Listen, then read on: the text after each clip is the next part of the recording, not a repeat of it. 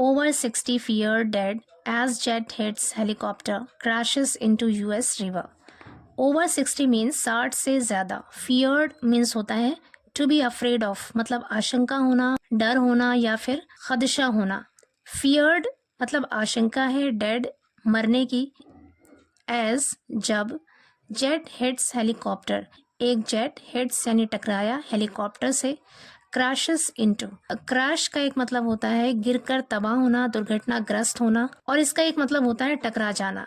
Crashes into US river का मतलब है यूएस रिवर में गिरकर तबाह हो गया या फिर दुर्घटनाग्रस्त हो गया. पूरी हेडलाइन का मतलब है कि जब एक जेट हेलीकॉप्टर से टकराया और यूएस रिवर में यानी यूएस की नदी में गिरकर दुर्घटनाग्रस्त हो गया, तबाह हो गया, उसमें 60 से ज़्यादा लोगों के मरने की आशंका है या फिर डर है. हिट्स यहाँ पे वर्ब की फर्स्ट फॉर्म है और सिंगुलर वर्ब है. इसका यूज प्रेजेंट इंडेफिनिट टेंस की अफर्मेटिव सेंटेंस में होता है सिंगुलर सब्जेक्ट के साथ. जेट यहाँ पर सिंगुलर सब्जेक्ट है. न्यूज़पेपर की हेडलाइन में पास्ट के इंसिडेंट को भी प्रेजेंट में ही लिखते हैं, इसलिए यहाँ पर प्रेजेंट इंडेफिनिट टेंस का यूज है.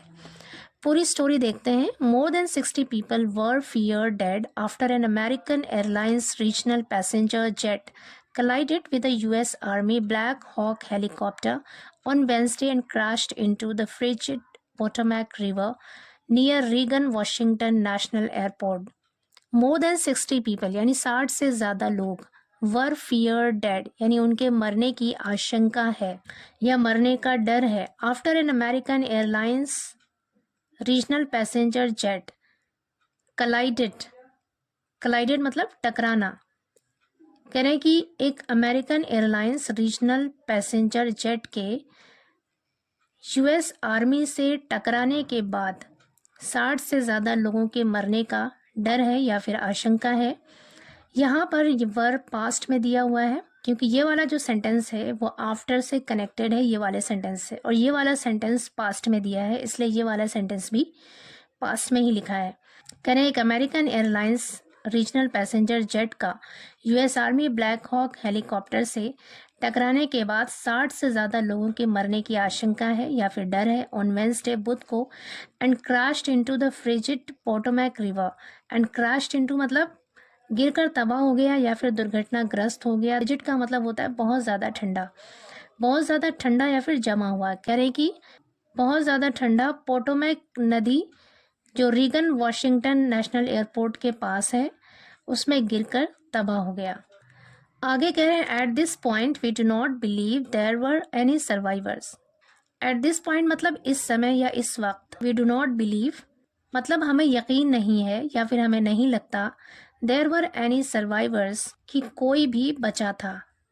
सर्वाइवर्स मतलब बच जाने वाले. कह रहे कि इस वक्त हमें यकीन नहीं है कि कोई भी बचा था. District of Columbia fire chief John Donnelly said at a Thursday press conference. कह रहे हैं कि कोलंबिया डिस्ट्रिक्ट के फायर चीफ जॉन डॉनेली ने गुरुवार को एक प्रेस कॉन्फ्रेंस में कहा. आगे कह रहे Donnelly said 28 bodies had been recovered from the river so फार.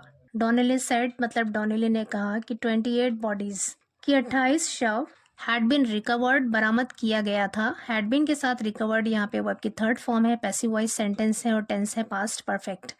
कह रहे हैं कि 28 शव बरामद किए गए थे फ्रॉम द रिवर नदी से सो फार अब तक.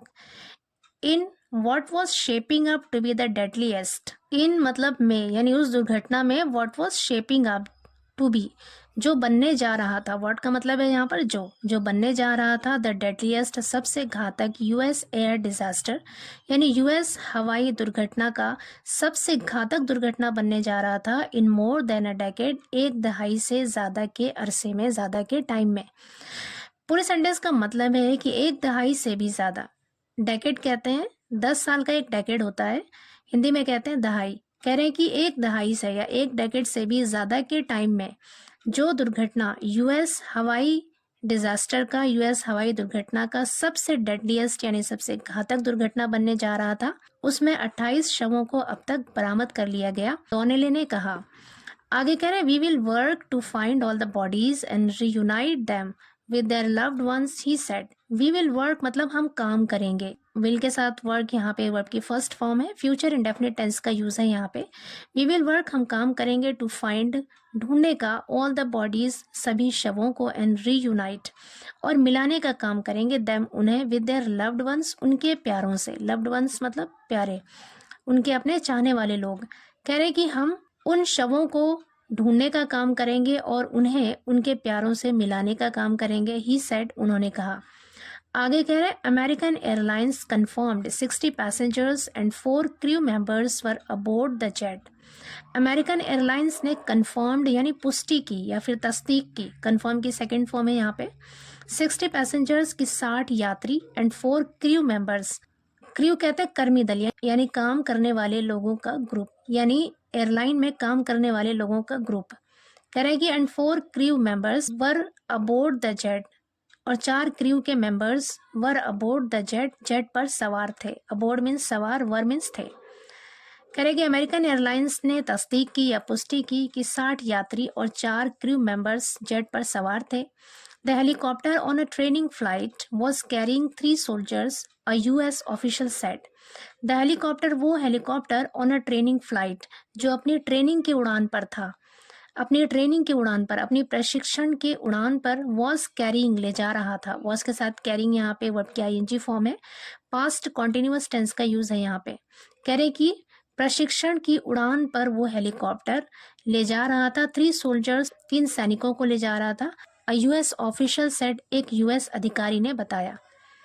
आगे कह रहे passengers on the flight included ice skaters, family and coaches returning from events in Wichita Kansas, including Russian born former world champions Yevgenia Shishkova and Vadim Naumov.